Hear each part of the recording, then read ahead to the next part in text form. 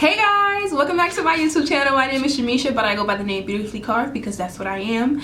And today I'm going to do a book review / discussion. Not sure what category this will fall under, but I'm basically going to talk about a book that I just finished reading, and it's titled The Subtle Art of Not Giving a Fuck by Manson. And oh my gosh, this book changed my life for the better.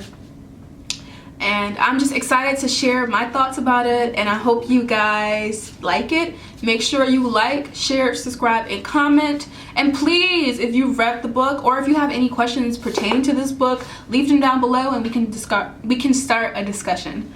So I'm gonna get right into it. I put sticky notes for pages and sections that really stood out to me. I'm going to read a part of the book and talk about it and let you know how I feel, my thoughts, and whatever comes to mind.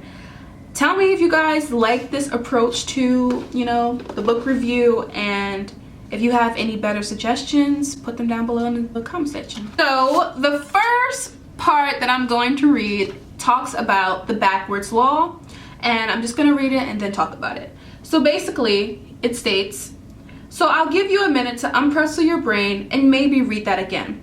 One positive experience is a negative experience. Accepting negative experience is a positive experience. It's what the philosopher Alan Watts used to refer as the backwards law.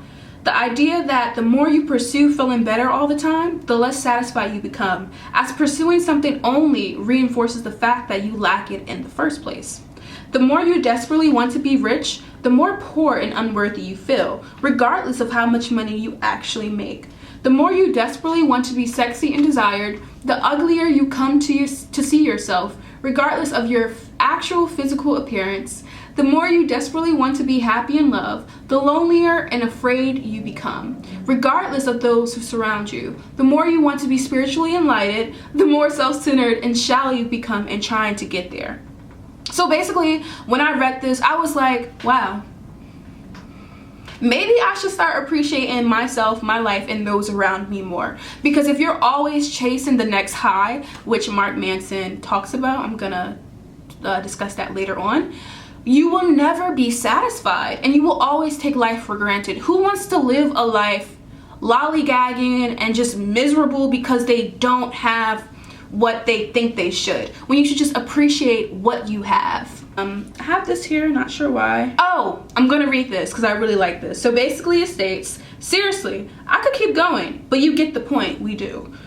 So basically I'm gonna read this. It says, the avoidance of suffering is a form of suffering. The avoidance of struggle is a struggle. The denial of failure is a failure. Hiding what is shameful is itself a form of shame. So just embrace life for what it is. Why do you always want the next thing? If you have something, say if I have this pencil, but I really want a mechanical pencil, and every time I use this pencil I think about that mechanical pencil, and it hinders me from actually producing quality work.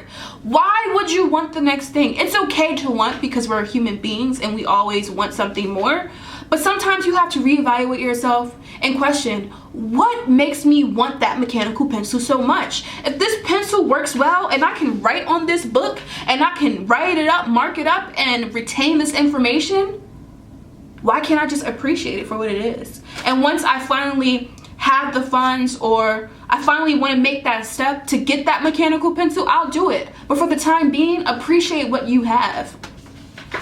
So that's basically what I got from that section. I'm gonna check that off because I have like a sticky note, because I like to ramble and it's really bad sometimes. So basically, the next section I'm going to talk about is the misadventures of Disappointment Panda.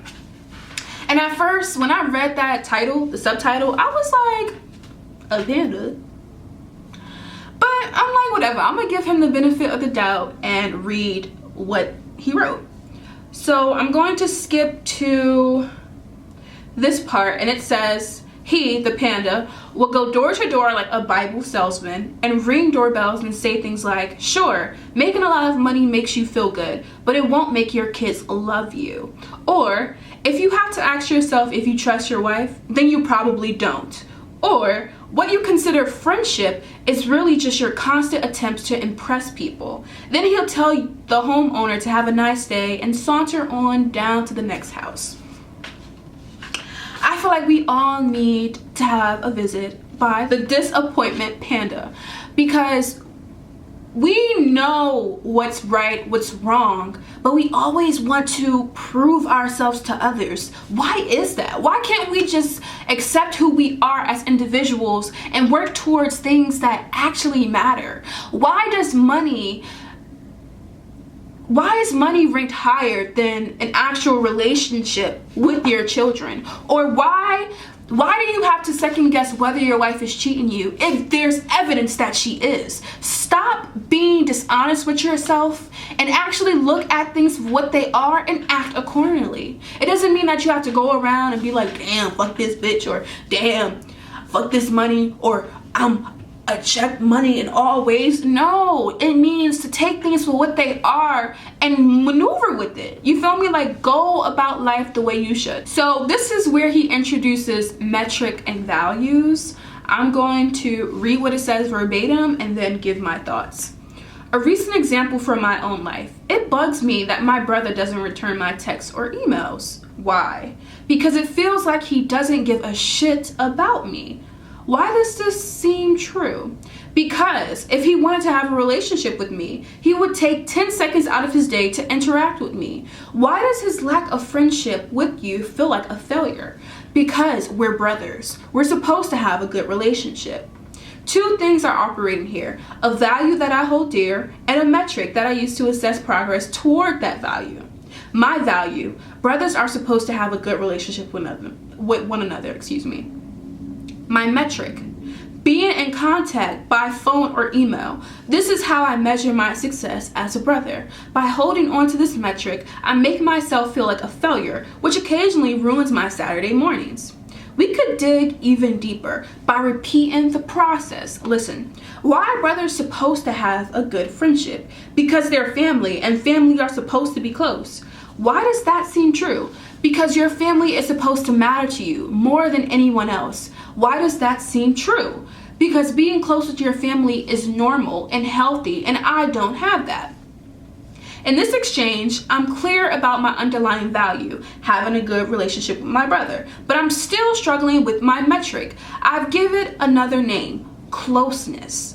But the metric has really changed. I'm still judging myself as a brother based on frequency of contact and comparing myself using the metric against other people I know.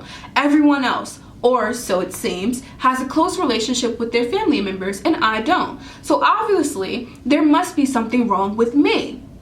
So you see how he tied into a societal norm into his life? How having that close relationship with his brother is important and it's needed based off of what society deems as important. I'm gonna further go down. But what if I'm choosing a poor metric for myself in my life? What else could be true that I'm not considering? Well, perhaps I don't need to be close with my brother to have that good relationship that I value. So he's clear about his value. Perhaps there just needs to be some mutual respect, which there is, or maybe mutual trust is what to look for, and it's there. Perhaps these metrics will be better assessments of brotherhood than how many texts he and I exchange. And I'm gonna skip down to the bottom. So basically it states, problems may be inevitable, but the meaning of each problem is not. We get to control what our problems mean based on how we choose to think about them, the standard by which we choose to measure them. Most of the times, your values are important, and if you have a clear idea of what is important to you and you took the time, you spent time in solitude, and you understand somewhat who you are as an individual and you set these values, okay, good. But sometimes that metric is what's holding you back. Why are you basing your life off of what others do? You see how he related, his friends and how they have good relationships and they have close relationships with their family. Okay, but maybe that doesn't necessarily work with him and his brother. And once you come to that conclusion that, damn, I'm not that person, And that's not my life. Do what's best for you. Stop comparing and contrasting your life to others, because you will never be happy. Don't give a fuck about other people. I'm not saying, don't confuse that with go around and say fuck people or just do bad shit, because karma is real. But stop living your life based off of others. Do you, boo? Come on. Oh, and I also want to say, what I'm going to do, I have a journal, and be on the lookout because I'm going to start someone's journal soon. I'm going to create like a little plan. I'm not sure if he has something like this, Mark Manson. I should look into it. But basically what I'm going to do, I'm going to list some values that I have now and assess them. Is this really important to me? Does this align with who I am as an individual? And if it doesn't, I'm gonna cross that bitch out, because sometimes you need to assess who you are. Okay? Excuse me. And then I'm gonna, you know, write out my metrics and what I'm measuring these values based off of, and if they're sensible. But yeah, so that's what I'm gonna do. I want to share that with you guys just in case you can't actually purchase the book, but you still want to gain something from it. And I love sharing knowledge with others, and I feel like most of the time this is the best way to obtain knowledge, just from hearing others' opinions. You feel me? Oh, I really love this concept that Mark introduced, and it's basically the fault responsibility concept. I'm on page 108. A lot of people treat being born with a disadvantage, whether OCD or small stature or something very different, as though they were screwed out of something highly valuable. They feel that there's nothing they can do about it, so they avoid responsibility for their situation. They figure, I didn't choose my crappy genetics, so it's not my fault if things go wrong. And it's true, it's not their fault, but it's still their responsibility. What? I'm gonna skip around, give me 1 second, and I'm gonna go to page 110. So it basically states, sure, some people get saddled with worse problems than others, and some people are legitimately victimized in horrible ways. But as much as this may upset us or disturb us, it ultimately changes nothing about the responsibility equation of our individual situation. So it's not your fault that your wife broke up with you or you lost that job, but it is your responsibility to decide what you're gonna do after that. Are you just gonna weep in your sorrows and just cry and feel miserable about yourself, about your life? Or are you gonna take the initiative and change your life? Because you have to realize you can't control what happens to you. Sometimes you can, or you can influence it in a way, but you can control how you respond, and that's your responsibility to have a good life. Whew. And this chapter, the importance of saying no, I recommend everyone to read it. It's really, the whole book is really good. Read the whole book, okay? But this chapter really stood out to me like a sore thumb, because I feel like I'm always stretching myself out to help others or to just create a better image of myself. You feel me? And sometimes it is imperative that we say no because of our values. Once you have these core values, like I'm gonna share something with you guys. A value of mine is to become a better writer, and a goal would be to like have a bestseller novel or book. So if I know that that's a value of mine and that's a goal of mine, why would I agree to go to a dance party instead of going to an open mic where artists are there? You feel me? You have to make decisions that best suits you. You feel me? You can't just go out anywhere and lollygag and just waste time. Yes, it's important to, you know, have strong relationships with people. And Mark also talks about this in the book. But if that person or if those people hold you back and hinders you from actually achieving what you want to achieve, then they're not your people. People in your life have to be okay with hearing no from you, and that's just the case. You feel me? But yeah, so I'm gonna read it. Honesty is a natural human craving, but part of having honesty in our lives is becoming comfortable with saying and hearing the word no. In this way, rejection actually makes our relationships better and our emotional lives healthier.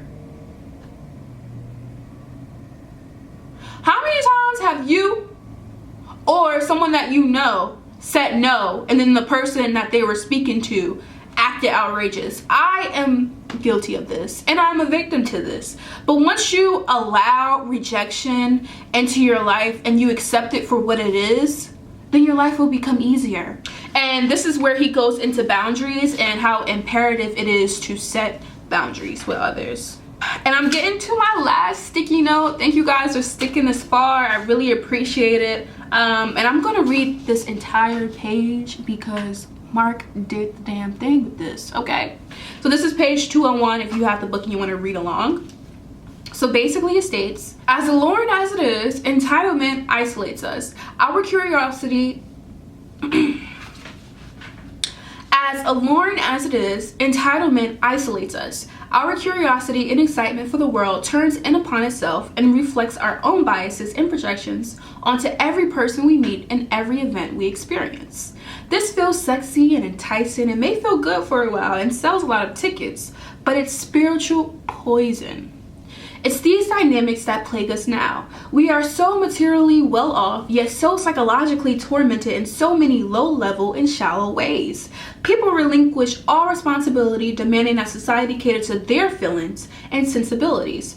People hold on to arbitrary certainties and try to enforce them on others, often violently in the name of some made-up righteous cause. People, high on a sense of false superiority, fall into inaction and lethargy for fear of trying something worthwhile and failing at it. The pampering of modern mind has resulted in a population that feels deserving of something without earning that something. A population that feels they have a right to something without sacrificing for it. People declare themselves experts, entrepreneurs, inventors, innovative, and coaches without any real life experience. And they do this not because they actually think they are greater than everybody else. They do it because they feel that they need to be great to be accepted in a world that broadcasts only the extraordinary.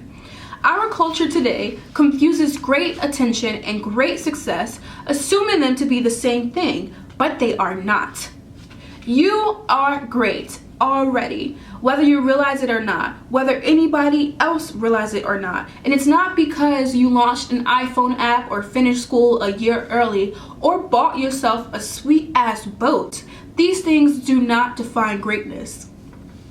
You are already great because in the face of endless confusion and certain death, you continue to choose what to give a fuck about and what not. This mere fact, this simple optioning for your own values in life, already makes you beautiful, already makes you successful, and already makes you loved, even if you don't realize it, even if you're sleeping in a gutter and starving. You too are going to die, and that's because you too were fortunate enough to have lived. You may not feel this, but go stand on a cliff sometime, and maybe you will. And oh my gosh, I'm gonna leave you guys with that. I think it's self-explanatory. You are loved, you are great. Choose what fucks to give, where to give them, and always know your values and make sure that your metrics align with who you are as an individual, and life will be a breeze. If you have any questions, link them down below, and I'd love to hear your response. Please, I would love to have a dialogue with you guys. Follow my handles, I'll list them down below, Twitter, Instagram, and have a blessed day.